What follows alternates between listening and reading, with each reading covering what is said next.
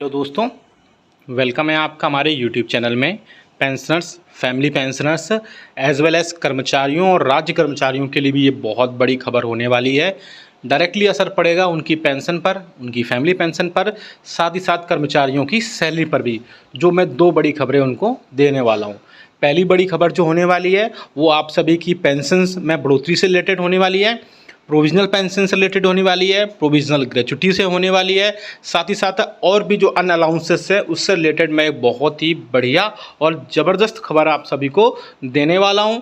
साथ ही साथ जो दूसरी बड़ी खबर होगी वो नए पे कमीशन के गठन को लेकर के आएगी।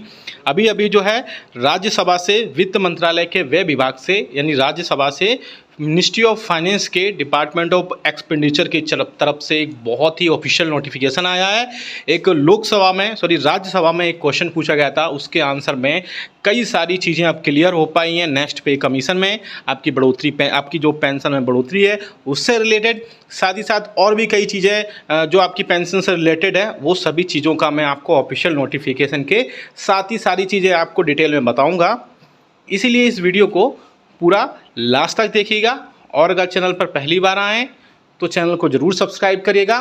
साथ ही साथ आप हमारी वीडियोस की लेटेस्ट नोटिफिकेशन के लिए घंटे के निशान को ज़रूर प्रेस करिए, तभी आपके पास हमारी वीडियोस की लेटेस्ट नोटिफिकेशन आ पाएगी और आप हमारे वीडियोस को इसी तरीके से आगे भी वॉच कर पाएंगे। आपको बेल आइकन प्रेस करना मस्ट होता है सब्सक्राइब करने के बाद भी, तभी आपके पास नोटिफिकेशन आ पाएगी और आप लेटेस्ट जो वीडियोस हम अपलोड करते हैं जैसे वैसे ही आपके पास इन्फॉर्मेशन और जो भी सारी चीज़ें होती हैं वो आप तक पहुंच पाती हैं। पहली बड़ी खबर मैं आपको देने जा रहा हूं। जी हाँ दोस्तों, आपकी प्रोविज़नल पेंशन पर है, आपकी प्रोविज़नल ग्रेच्युटी है, और इसके अलावा और भी जो आपकी बहुत सारी चीज़ें इसमें इंक्लूड होती हैं रिटायरमेंट के बाद में, उन सभी पर मैं बड़ी खबर देने जा रहा हूँ।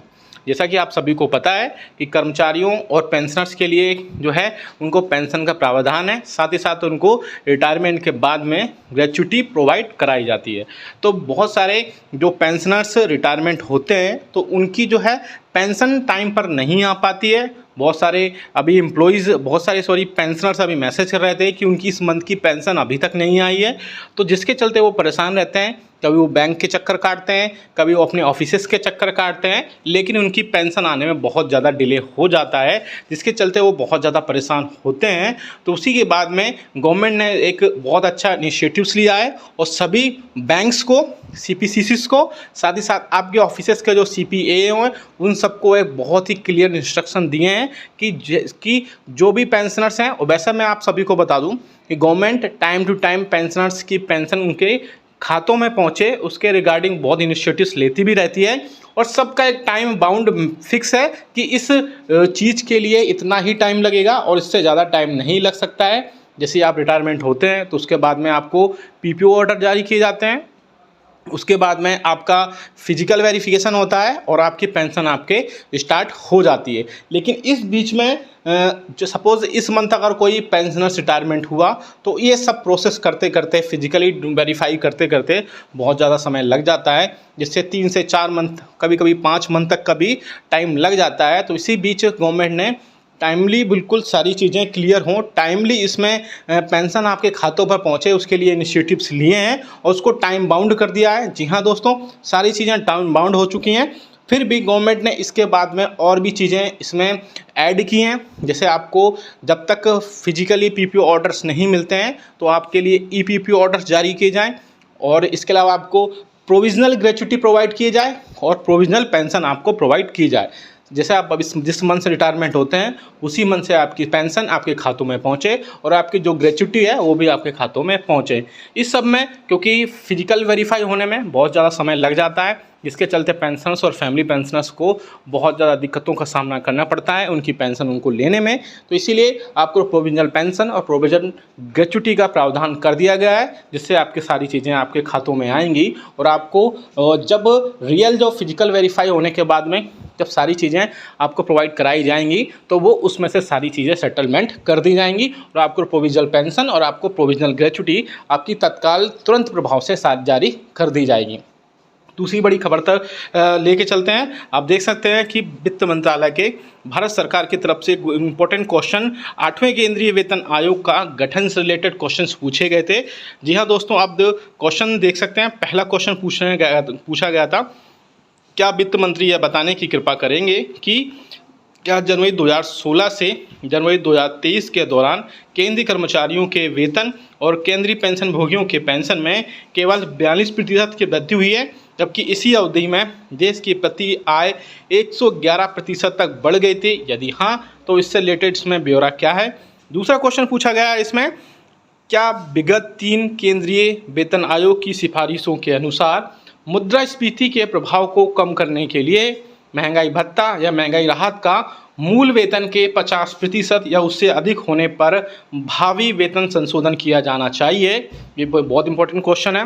और नेक्स्ट क्वेश्चन एक और पूछा गया है, चूँकि महंगाई भत्ता और महंगाई राहत की दर जनवरी 2024 से 50% या उससे अधिक होने का अनुमान है, तो क्या केंद्र सरकार का 8वें वेतन आयोग की स्थापना का विचार है? यदि हाँ, तो इससे संबंधित ब्यौरा क्या है? तो ये बहुत ही इंपॉर्टेंट क्वेश्चन पूछे गए थे और इन सब का आंसर दिया है, आप देख सकते हैं आपके इसमें वित्त राज्य मंत्री श्री पंकज चौधरी के द्वारा, जिसमें बहुत सारी चीज़ों का आंसर दिया गया है। कहाँ से कहाँ तक आंसर दिया गया है?